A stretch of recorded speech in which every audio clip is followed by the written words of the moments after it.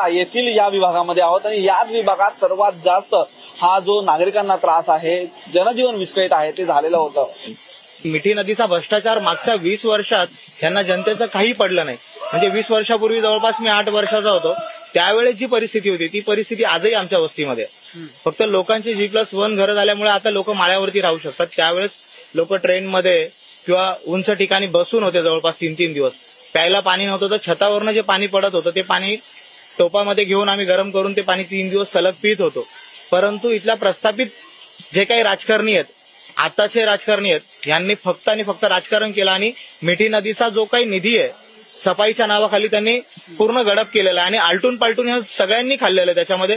मग त्याच्या शिवसेना असेल, उद्धव गट असतील किंवा शिंदे गट असेल, राष्ट्रवादी शरद पवार असतील किंवा अजित पवार असतील किंवा काँग्रेस असेल किंवा बीजेपी असेल, ह्या सगळ्यांनी मिळून ही भ्रष्टाचाराची गटारगंगा कायम ठेवलेली आहे।